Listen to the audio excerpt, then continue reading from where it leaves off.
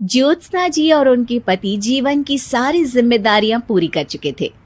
पैसे की कोई कमी नहीं थी, तो घूमना फिरना भी लगा रहता था। अरे बेटी के घर जाकर तो मजा ही आ गया, लेकिन विदेश से अच्छा तो देश ही लगता है। अब मन को चैन मिला। अरे लेकिन वहां की औरतें देखिए, कितनी फिट, स्मार्ट और चमकती हुई। आदत से तो बाज नहीं आओगे आप। अरे मजाक कर रहा हूँ यार। अच्छा मैं जरा बाजार होकर आता हूँ। पति बाजार जाता है, जहां उसे एक अजीब सी दुकान दिखाई देती है। अरे ये क्या बात हुई? अंदर आओ 50 के, बाहर निकलो 40 के। हम आपकी 10 साल उम्र कम करते हैं। अरे ऐसा क्या करते हैं भला?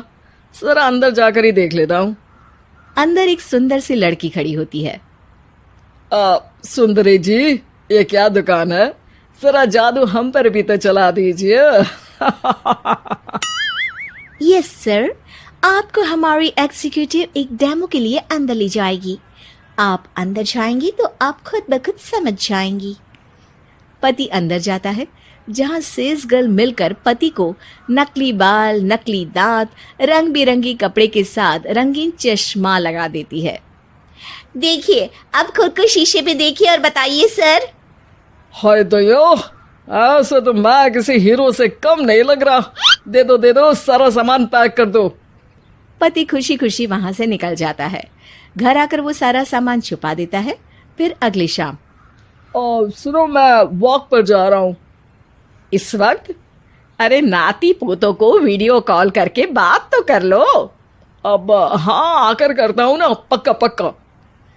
पति बाहर जाकर सारा मेकअप करता है और मार्केट में घूमता है, जहां उसे एक स्मार्ट सी महिला दिखती है।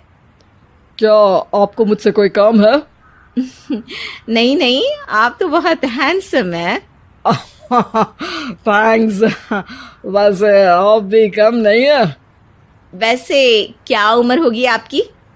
लगता कितने का हूँ? 40 के तो पूरे लगते हैं। अब क्या था, 50 साल के पति को कोई 40 का बोल दी तो। वैसे तो कम का हूँ, लेकिन टेंशन के कारण थोड़ा उम्र में बड़ा देखने लगा हूँ। ओह सच्ची? आप 40 के पूरे नहीं हो? अरे छोड़िए ना, चलिए मैं आपको कॉफी पिलाता हूँ।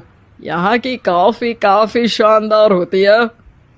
दोनों में दोस्ती हो जाती है और फिर चल पड़ता है सिलसिला रोज रोज के घूमने फिरने और मजे करने का।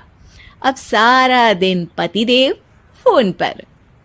अरे नाश्ता तो कर लीजिए, क्या सारा दिन फोन पर लगे रहते हैं? अरे यार जरूरी काम कर रहा हूं मैं। रिटायर हो, पेंशन मिलती है, कोई काम नहीं है, फिर कौन सा जरूरी काम आन पड़ा आजकल? अरे एक प्रोजेक्ट के सोशल नेटवर्किंग का काम है, उसी पर काम कर रहा हूँ। ठीक है, चलो अब नाश्ता कर लो, देर हो रही है। पति अपना नकली सारा सामान बिस्तर के पास छुपा कर सोता, सुबह चुपके से पहनकर बाहर जाता और घर आने पर उतार देता। एक दिन पड़ोसन कहती है, अरे ज्योत्सना बहन, तुम लोगों के घर कोई हैंडसम सा आदमी रहने आया है क्या? अरे कहाँ यार, मैं और ये दो ही तो लोग हैं घर में। हैंडसम सी शक्ल देखे तो मुझे भी जमाना हो गया है। अरे पता नहीं, वो जाता तो तुम्हारे ही घर में है, क्या पता कौन होगा। अरे तुम्हारी उम्र हो रही है ना, और भाई साहब को भी गए 5 साल हो गए, शायद इसीलिए अब सारे हैंडसम नजर आ रहे होंगे।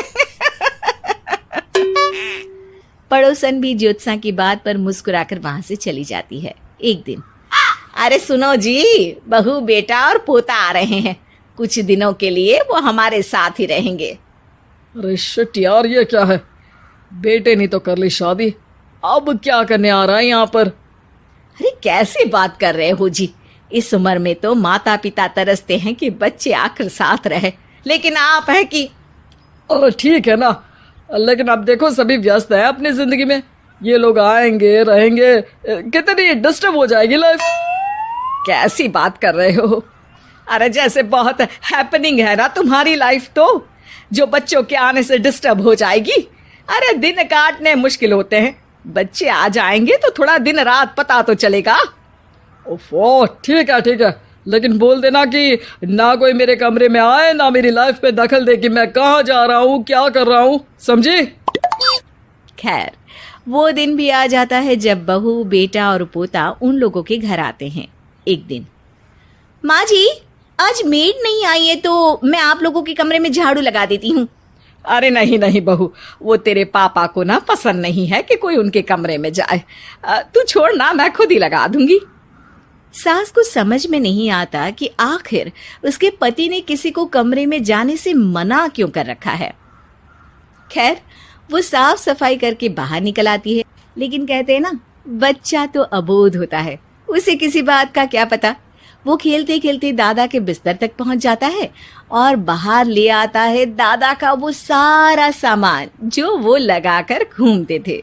ज्योत्सना की नजर उस सामान पर पड़ती है। वो बच्चे से पकड़कर कमरे में लाती है और पैकेट खोलकर देखती है। हाय रे दैया, ये क्या? लग रहा है कि आजकल ये प्रोजेक्ट नया मिला हुआ है। बेटे बहू के जाने के बाद ज्योत्सना सोचती है कि वो बात करेगी, लेकिन फिर अरे खुद से बात करूंगी तो मुकर जाएंगे। पता लगाना होगा कि माजरा क्या है।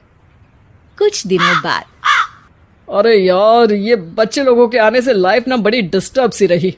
मैं कुछ देर के लिए वॉक पर जा रहा हूँ, आराम से आऊँगा 2-4 घंटों के बाद, ठीक है? मैं क्या सोच रही हूँ कि मैं भी आपके साथ चलती हूँ।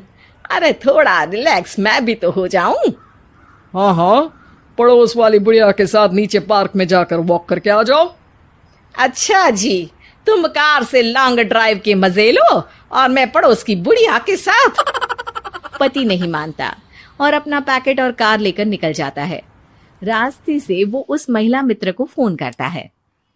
हाय ब्यूटीफुल, मैं कुछ दिनों के लिए आउट ऑफ कंट्री था, आज आ गया तो सोचा तुमसे मिल लूं।